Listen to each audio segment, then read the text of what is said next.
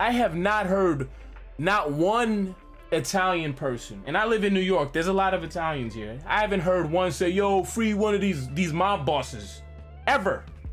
A lot of them died in prison, but there's still a lot of guys that ran the Italian mafia or whatever, certain families, they're in prison now and they're never gonna see the light of day again. And I have not heard one Italian say, "Please let him out. He served his debt to society, blah, blah, blah."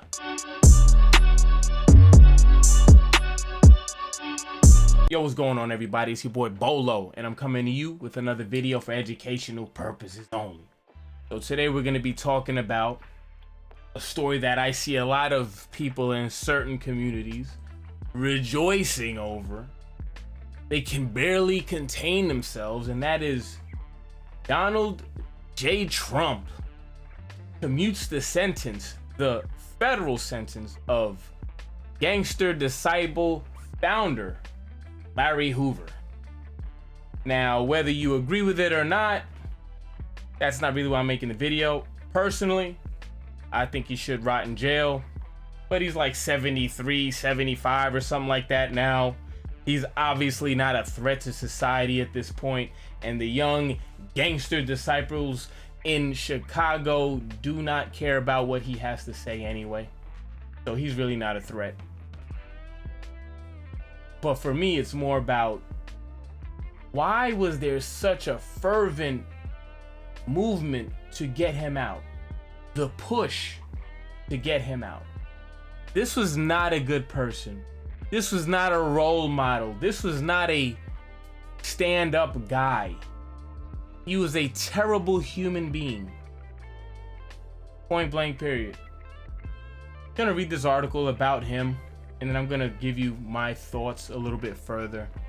Trump commutes federal life sentence for gangster disciples founder Larry Hoover. The former Chicago gang leader still faces state murder charges. President Donald Trump has commuted the federal life sentence of Larry Hoover, one of Chicago's most notorious gang leaders, according to his attorneys. Hoover, 74. Okay, 74 years. The founder of the Gangster Disciples has spent nearly 3 decades in solitary confinement. That sucks. I'll give you that. Maybe you should have put him in, like, with everyone else, at least after this time.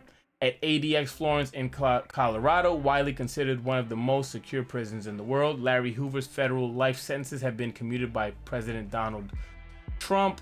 Bonjean Law Group said in a statement to ABC News, Mr. Hoover, who is now 75 years old, spent nearly 30 years in solitary confinement at ADX Florence, the most restrictive, draconian supermax prison in the United States. Yeah, maybe you shouldn't have him do solitary the whole time. I mean, let him be with the other pieces of garbage out there. I think that's fair, at least. Despite the communication of his federal sentence, Hoover still faces a 200-year state sentence for the 1973 murder of William Pookie Young. Wow, isn't that fitting? Pookie.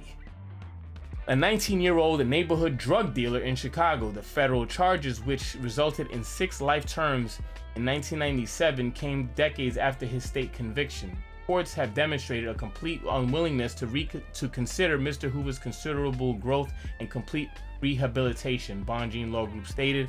Despite the court's unwillingness to do the right thing, Mr. Hoover has been able to keep his voice alive through the incredible work of many advocates and supporters. This is my thing, though. Maybe he has been rehabilitated. Maybe he saw all the things that he did wrong and feels bad about them and, remorseful. But the fact of the matter is he created one of the most destructive organizations this country has seen. Point blank, they've been around for at least, 50 years at this point, causing nothing but death and destruction. That's his legacy. For all the celebrating and, oh yeah, we GD and all this other stuff, the legacy are dead black men, many more in prison, that are going to either never have kids because they went in early, or their kids are going to grow up without a father because of the organization he started. That's unavoidable. That is the fact of the matter. Hoover's case has drawn significant attention from high-profile figures in the entertainment industry. In 2021, rappers Kanye West and Drake set aside their differences to perform at an Amazon-sponsored concert advocating for Hoover's release. The event, organized by Jay Prince, took place at the LA Memorial Coliseum. The case has remained controversial as some claim he continues to control the gang from prison through intermediaries. I don't think that's the case because them young kids now are wild. They don't care about any kind of, there's no such thing as leaders. There are no orders. Like, they all fight within each other, have little bickering back and forth and beefs and killing each other over the smallest thing. So I don't think he's doing any of that anymore. That's long gone. While other argues he is unfairly targeted by law enforcement and that his rights are violated. In the community, some view him as a Robin Hood figure who helped his neighborhood. Bullshit! And I'm so tired of that. Why only in the black community? That's the thought process. Someone who is keeping you in this shitty environment can't go out at certain times, can't go on certain blocks. That's the Robin Hood? In what world? In what world? Dilapidated houses, trap houses, and all this stuff? Because of them. Those are the people that keep you like that. And somehow you've been tricked to think that they're the Robin Hood? Are you kidding me? His influence extends into pop culture with references in popular music, including the rapper Rick Ross, his song BMF, where he draws parallels between himself and Hoover.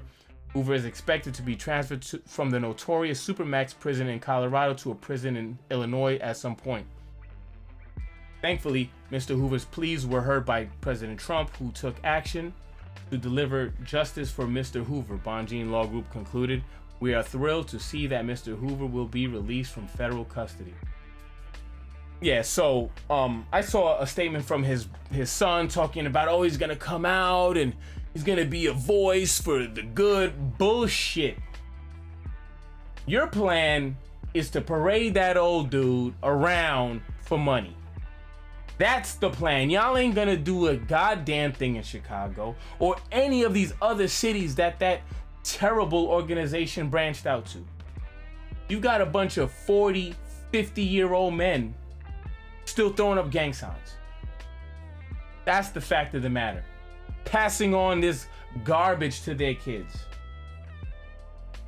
A bullshit organization with made up symbology, and it was a bunch of fucking teenagers with no guidance creating their own organizations. And somehow 50 years later, ninjas are still following this. I'm flabbergasted that no one said, you know what?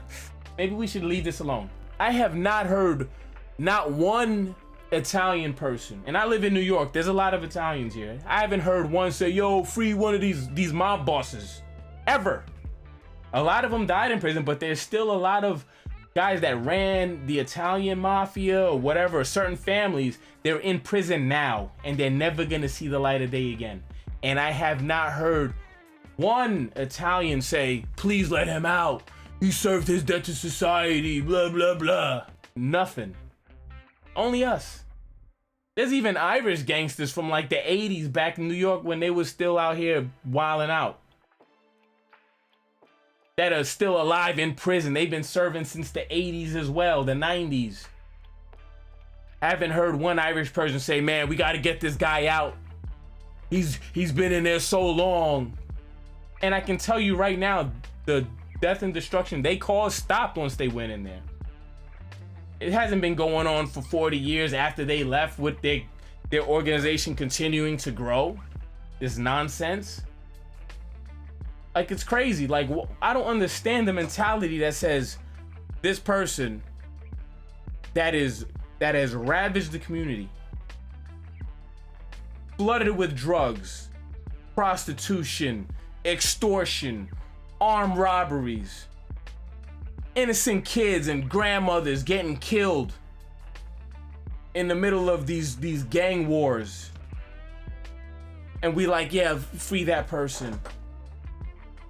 Free that person. Your dad is doing 25 years because of his directives, and you're like, free him.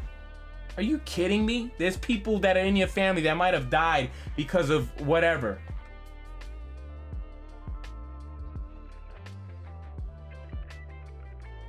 Keep pointing your finger at white people. Keep talking about America this and the white man that. Da, da, da. But yet and still, the people that you come into contact with every day, the ones that directly impact your day-to-day life and make it harder for absolutely no reason outside of personal greed. Yeah, let's free them. Go, that's my hero. Gotta be fucking kidding me. But honestly, this was probably a chess move by Trump, because he knows, he knows niggas love this shit. He knows, okay, you know what? If I want to try and maybe get a third term, maybe I get the black people on my side. Every time they get in trouble, I'll throw them a bone. There's a lot more important people that are black that have done things of note. Positive things of note that you'll never hear of, and you don't want to hear it. Most of y'all don't want to hear it. Y'all love this negative shit for whatever reason. But until we grow out of this mentality, you're gonna be stuck in it. I'm just, of all people to rally around, a guy that's caused literally thousands of deaths, either directly and indirectly through his organization. The leadership that he appointed after he was done. This is all going back to him. But let me know what your thoughts on the comments below. That's just how I feel about it. I'm out.